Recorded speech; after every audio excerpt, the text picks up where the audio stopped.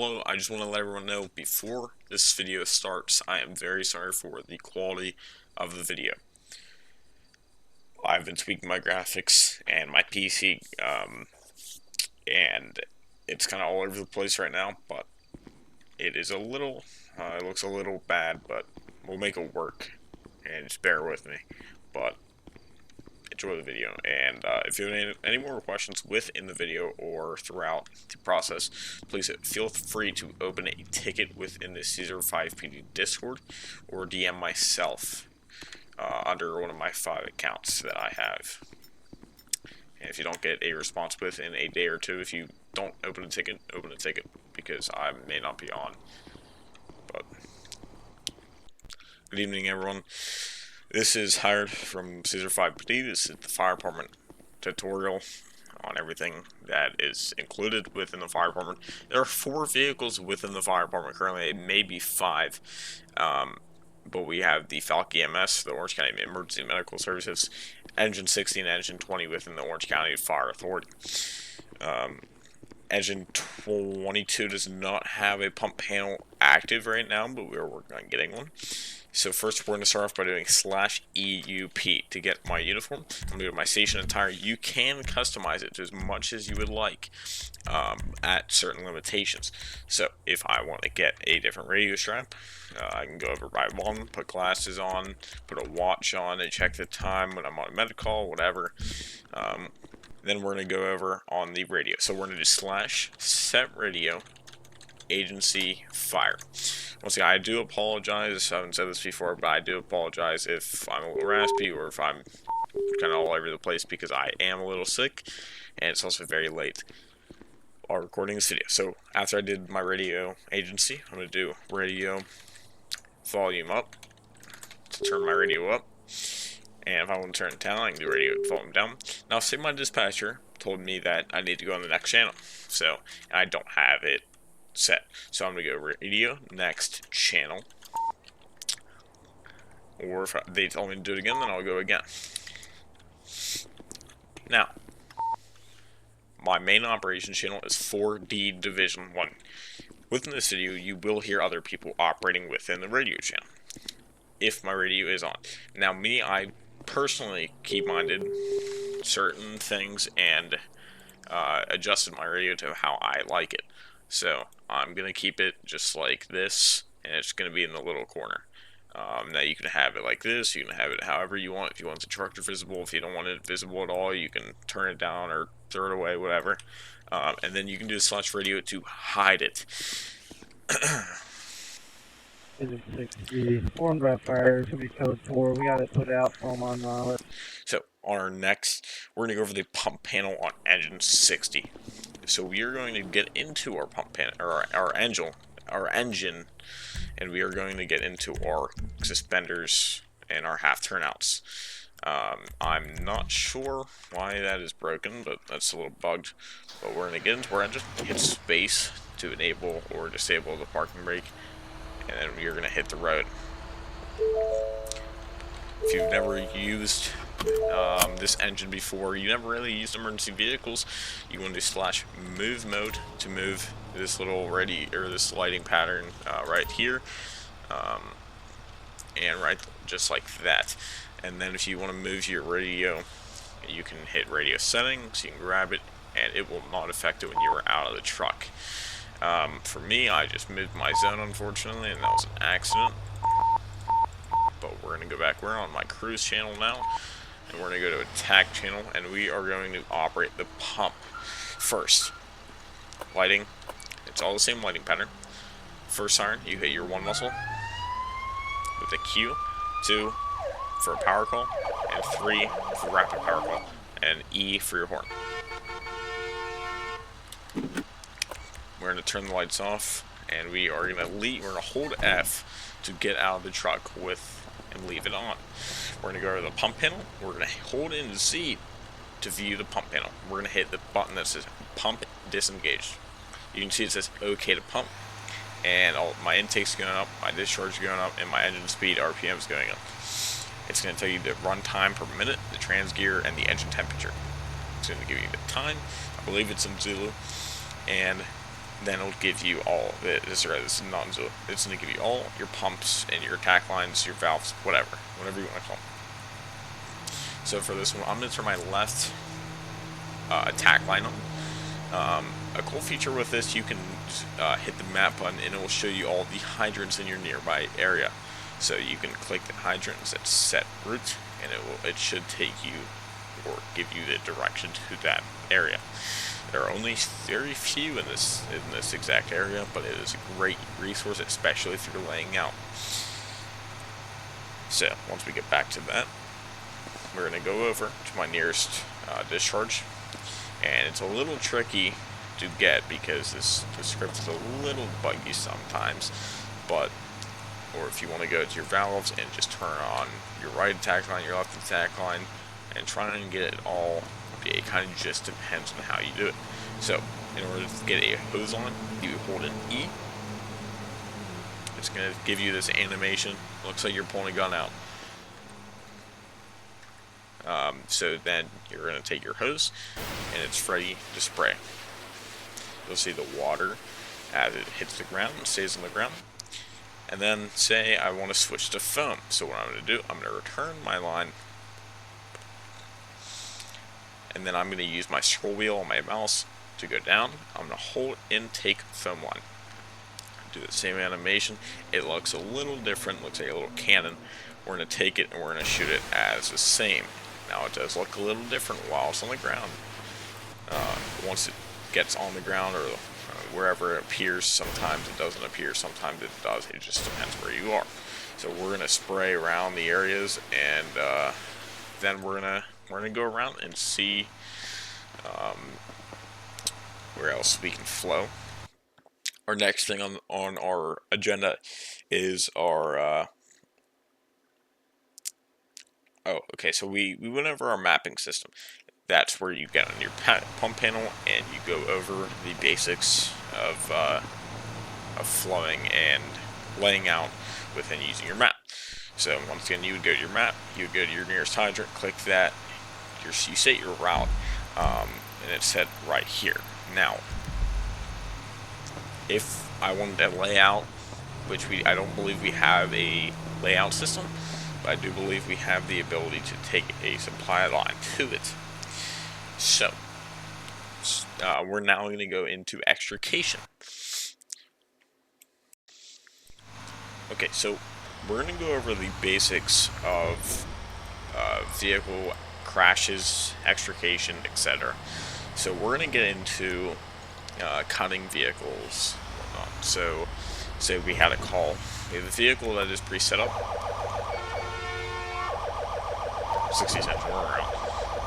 So we would go over here, we would call out, we would say engine 60 or 60's engine, whatever our call sign is. If there's not really any heavy traffic, if it's just light traffic, then we'll turn off our sirens and we'll just go.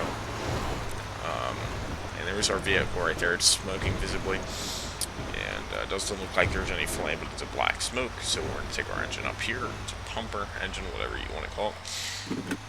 Our rescue company, or our Med 45, which is a squad, might be en route. So we'll go here, we'll go to the pump panel. And just in case, we'll have it on. Now, it should not have been on, but we'll turn back on. And we'll turn my left and my right on just in case. Now, I'm going to do my /EUP, and I'm going to put my bunker gear on for this crash. Now, we're going to go over different basics of tools and different things we can do. 60's engine for a test. We're going to be out East Joshua. So we call out, we're going to be on scene, East Joshua Road, for a crash. It's into a machinery. So what we want to do, we want to see, say there's our patients in there. So we take our spreaders, and then we can use it to spread open the door. Which, as you can see, it is opening the door. And we kind of just let it go until it is complete, until it opens all the way. Then we'll close it. And then if I want to open it back up again, then open, open, open, open, and that's good. So then we'll close it back down. Say I wanted to get my my bed open, so they're requiring me to cut open. I just fell over. They're requiring me to cut open that back. So we're going to take /glassmaster. This is a manual handheld glass cutting mechanism. You can hear cutting through. So all these tools are made by the same person. They are used on mostly all GTA vehicles. Now you didn't see it because there's no active window in there, but it only works on tempered glass. So on our next vehicle extrication crash, we will use tempered glass because this one is all shot out. For my next one, we are going to use cutters. So we're going to do our /cutter, and it's all going to be in the manual that you will see. We'll see if we can get it in here. I do not believe. If I'm not mistaken, maybe we have to. We do have to cut everything off. So we're going to grab my spreader.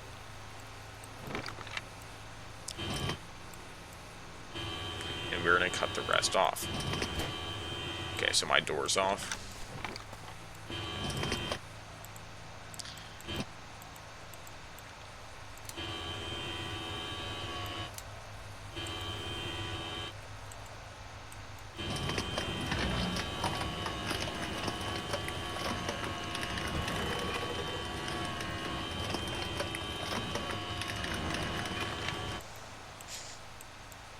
Goes through a longer process if you are not absolutely focused. So what you have to do for most of these, you do have to get a precise cut. Now, it can be buggy if you aren't at a good angle. So you would go in, then you would cut, and as you can see, the bed of the truck is falling off to an extent. Now it is off. So it doesn't look like it, but eventually it should be falling off, and if it doesn't, then it might just be a glitch in the system. Now for this door, you can see it's quite literally falling off. And then we have to close my spreaders, and we have to close the spreaders, and then we're going to open them back up all again. As you can see, it's a very large amount of damage, but it might not look realistic, but it's realistic in the book. So we're going to open it. We're going to go all the way out and until the spreaders no longer can and the door no longer can. And then once we do that, we'll check on the hood. If the hood doesn't need open, then that's perfectly fine. And then we'll take the cutter to see if anything is cut or needs cut. So we're going to walk around, and then there are some things like we can start removing the hinges. So we're going to start cutting up on that. So we're going to close. They should always be started closed. If they're not started closed, then it just happens gonna.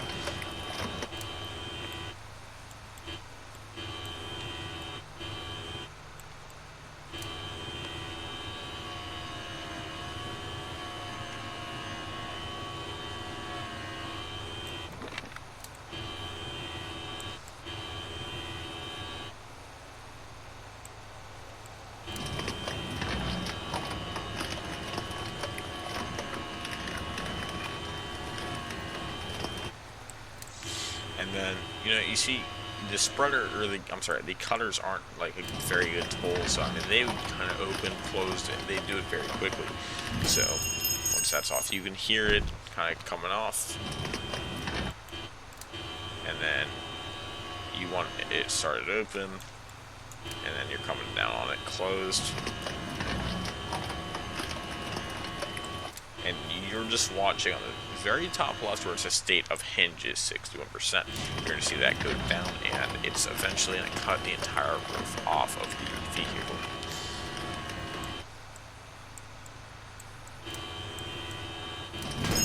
Okay, so the door is off. Now we're going to see what else needs cut.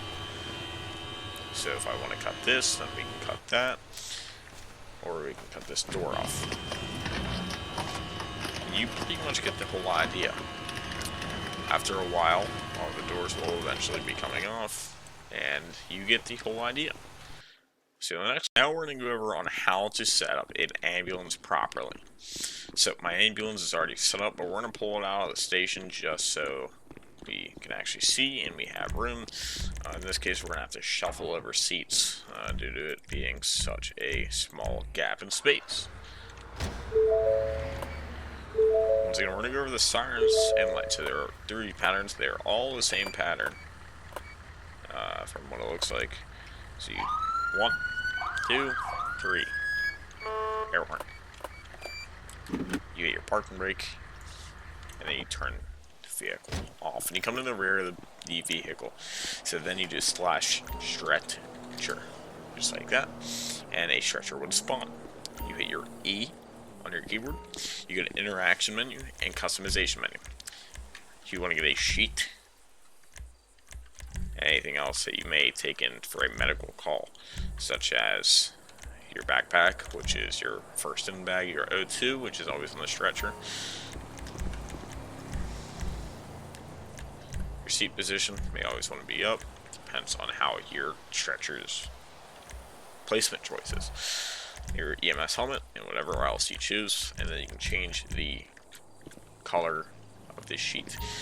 And once I'm done with that, I'm going to take my stretcher and I'm going to stow it. I'm going to get back in my ambulance and I'm going to have it set up for anyone who runs EMS in Orange County. We're going to pull it back in.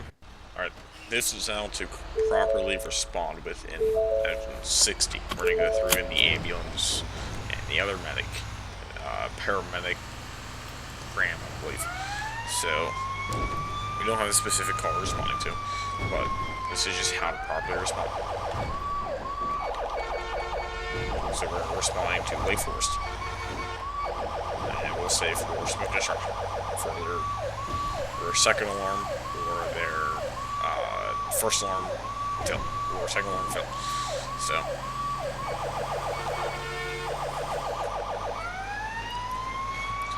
you want to respond in a quick manner with lights, sirens, and horn.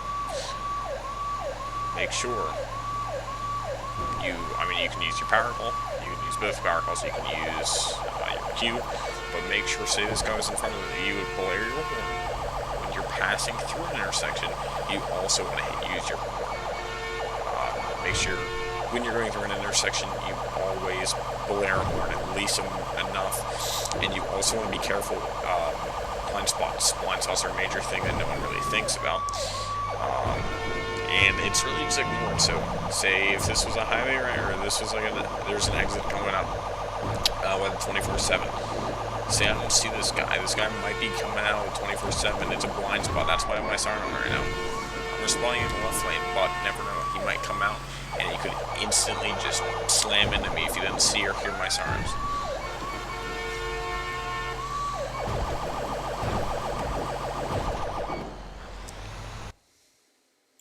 So this is how to respond within Medic 45. It looks like a squad. You can go to squad, you can go to medic, whatever you desire. So we're responding right now to a 45-year-old male with chest pain.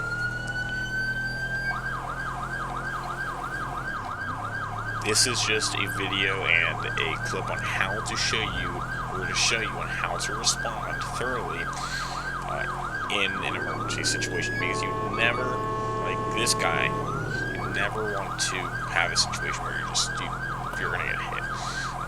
You always want to have lights and sirens going, especially on highways.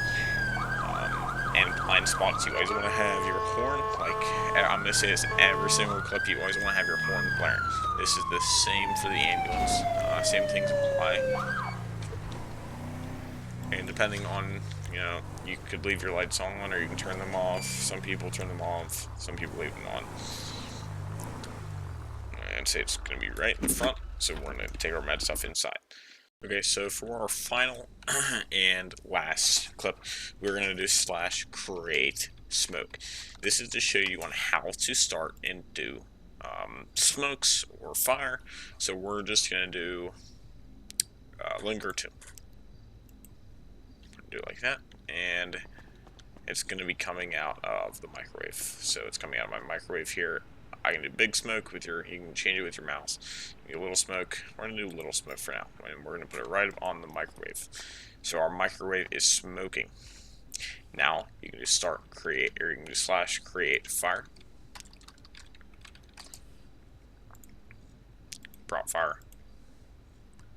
We'll do electrical, and we'll do 100 seconds, and not spreadable.